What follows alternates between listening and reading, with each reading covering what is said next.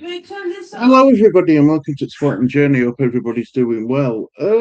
Just wanted to do a quick video. My granddaughter's giving it large to the to grandma. They're in the right argument in there. Right. Look, just wanted to do a quick video really regarding Zerbi and Tottenham.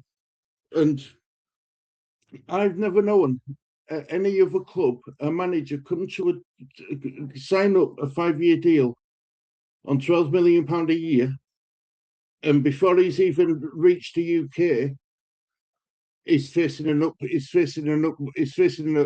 upward battle already. And I'm not on about from the Premier League clubs. I'm on about from his own from Tottenham's own fan base. Um, and it come out yesterday that the THST, which is the Tottenham Hotspur Supporters Trust, basically says that they cannot support the backing of Roberto De Zerbi as their new manager. And I'm thinking, hang on a minute, whoa, as what's Roberto De Zerbi done? Has he committed any crimes? And as far as I know, he hasn't. I think what the problem is he with his comments made supporting Mason Greenwood when he managed Marseille.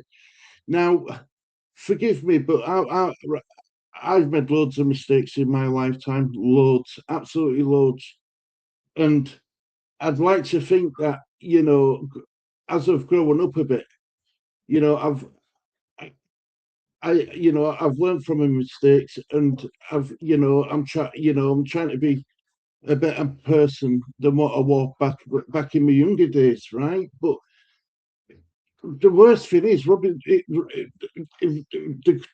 fan base, the majority, the fan base is split. 50% are happy with him to be manager, 50% are right. It's. I'd like to think that you're innocent until proven guilty. But to be fair, Robert De Zerbi's done nothing wrong. He's done absolutely nothing wrong. He was the manager of Marseille. He supported his teammate, his players. He's supposed to look after his players. Because I guarantee you now, if he'd have spoke out about Mason Greenwood, and then Tottenham got manager, people would be saying, "No, we don't want him as manager. He don't back his players up. He don't defend his players." And it's just crazy. And how such a big organisation in Tottenham Hotspur Supporters Trust has got involved with this. That's the most shocking part of it. It really is. They're supposed to be an independent um, board of people for speaking for the Tottenham Hotspur supporters, for the fans. Now, as far as I'm aware, they haven't asked anybody if they're happy with De Zerbi. If they're not happy with De Zerbi, they've just come out and did this statement. And for me, that is not something Tottenham Hotspur should have done. Supporters Trust should have done. At least find out if genuinely if there are genuine people out there who are upset. If there is a majority of it, then you take it to the Tottenham Hotspur being in power what you are, to say, look, we've run polls, we've done this, we've supply evidence to say like you've done it. Then have a debate with Tottenham Hotspur, but you haven't. So they've just done it off their own back. And now I know what people are going to say. Oh, but it's not all Tottenham Hotspur Supporters Trust members who have done it. Well, if that's the case, then surely to God they should have been informed that they were going to put this statement out before that before they actually put the statement out. If that makes sense, and it's quite easy to influence um, a lot of your board members and members, the paying members. If you're that high up in the tree, I think there's two main people, and I think there's is it 9 or 10 people under them, and then there's 20,000 members who pay a membership fee, and they didn't approach any of them.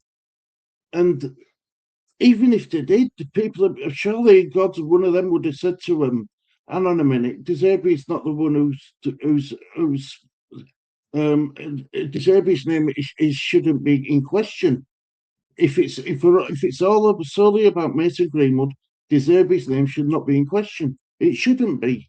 And even then, Mason Greenwood, right, whether he's done it or whether he hasn't, right, I believe that you're innocent until you're proven guilty.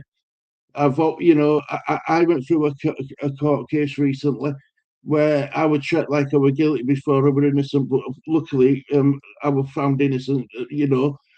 So it's it, we seem to tend to jump on people's backs so quickly. It's untrue, and this is why clubs nowadays don't get anywhere, because you've already split the fan base before you've even tried to achieve your number one goal, which is Premier League survival, with Roberto De Zerbi, who I think's the best manager you could have got.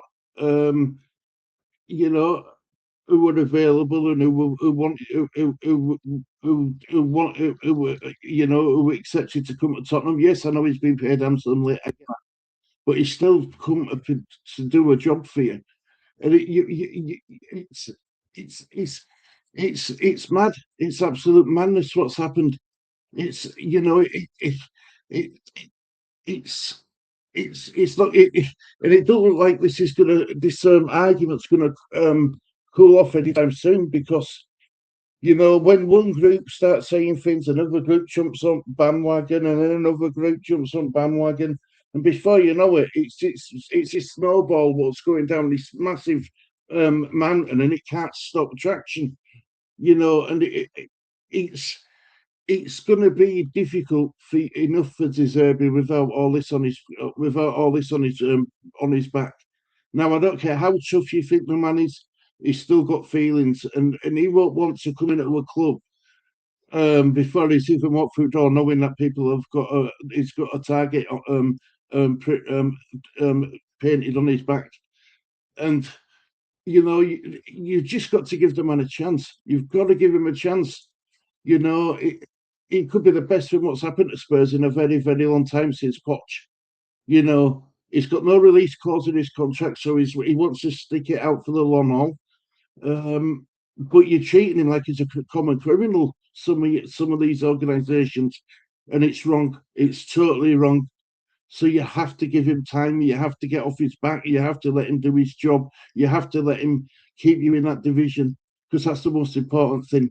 Because if you get relegated to Championship, it's going to set you back by another year or two. Whereas if you stay in Premier League, at least you've got a fighting chance of bringing in some decent players this summer. If you get down to the Championship, you're talking a whole different quality level of players.